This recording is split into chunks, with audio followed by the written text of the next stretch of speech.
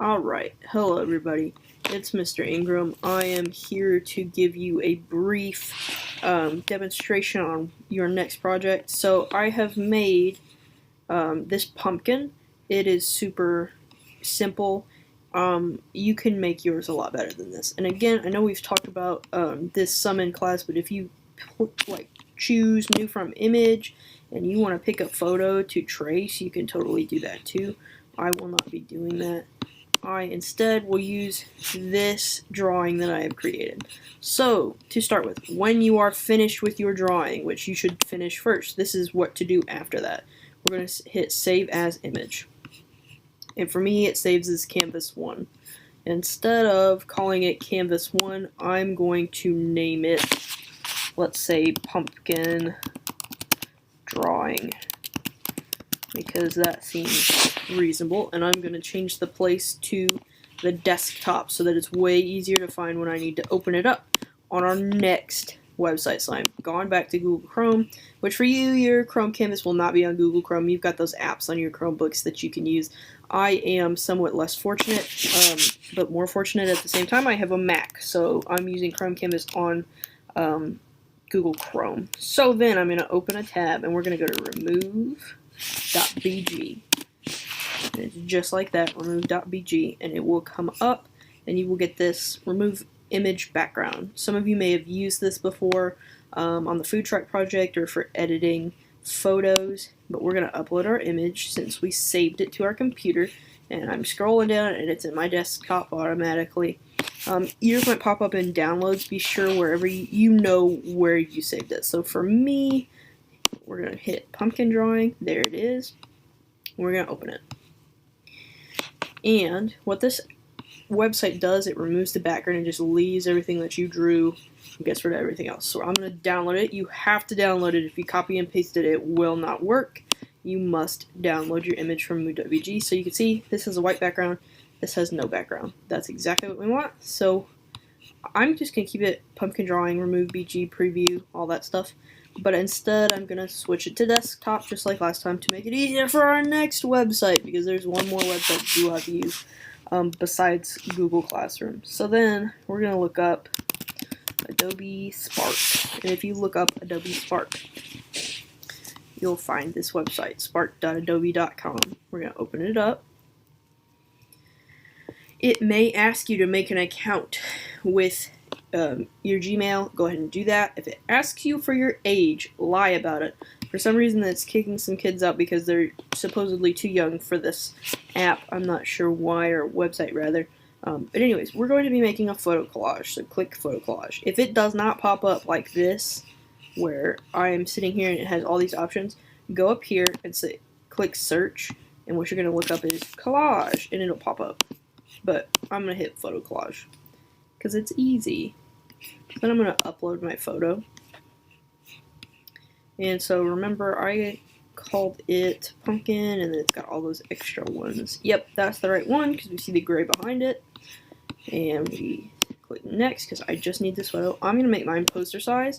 You do have to have at least 4 of your drawing available in your collage. So I think poster size gives you more space to do that in. Of course, you can pick whatever template that you want, but I think it works better. So you're going to come up with this.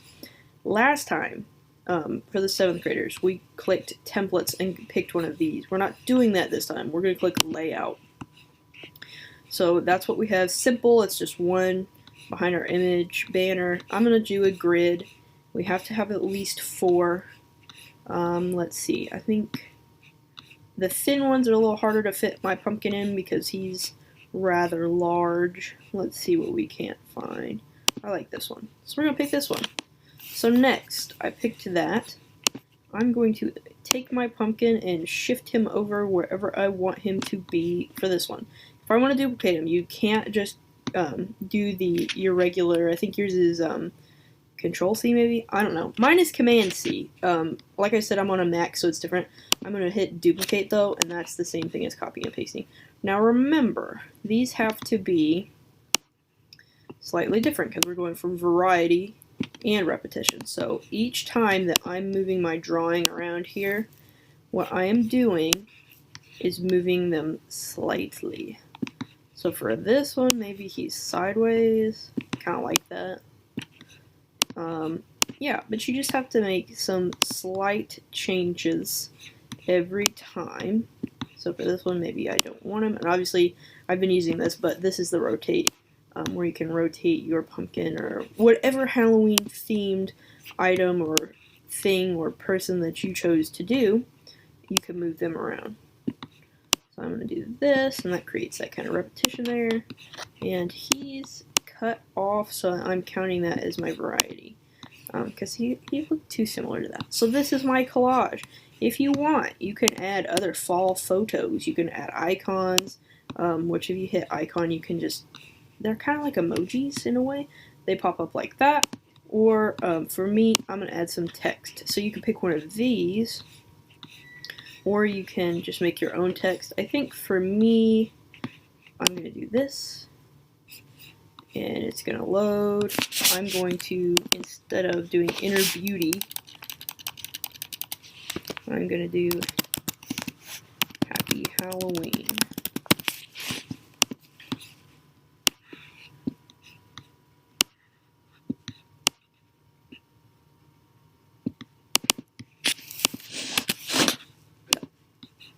Happy Halloween in the center there.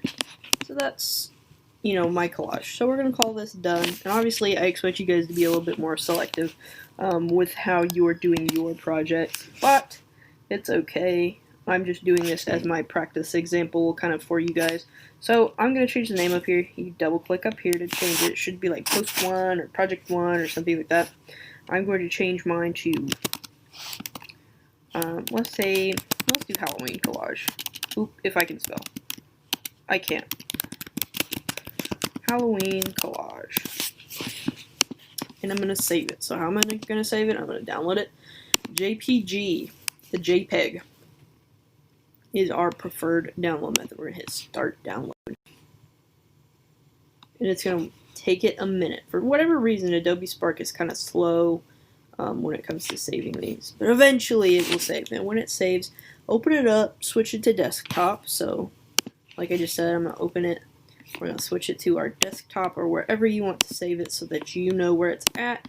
Make sure it's named something that you know. Apparently I already had one Halloween collage. I've tried to record this video a few times and it just hasn't worked out. I'm using new technology. But anyways, this is what it should look like. I know yours is going to be a little bit different because you are using a Chromebook. But at this point, you should go into Google Classroom, right? Whichever class that you're in, and upload it to the Google form.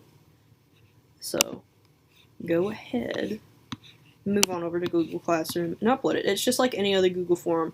You hit add file, select from your device, and you upload it. So depending on your class, it's one of these, I know, that'll be what you upload. So I hope that this was insightful and helpful and now you know what to do. Please, please, please spend more time on your Chrome Canvas drawing than I did. This was super duper quick. I also don't know a lot about Chrome Canvas, and feel free to trace. Now, here's an extra note. If you started working on your drawings yesterday, I would like you to start a new custom drawing for today, so that way you have some brand new material for this. And it shouldn't be one that has a background. It needs to be a thing by itself, no background included, just so you're aware. So, don't forget, that's Chrome Canvas, remove.bg, and spark.adobe.com that you'll be using. Thanks, guys. Hope you enjoyed this video and feel confident going into this project.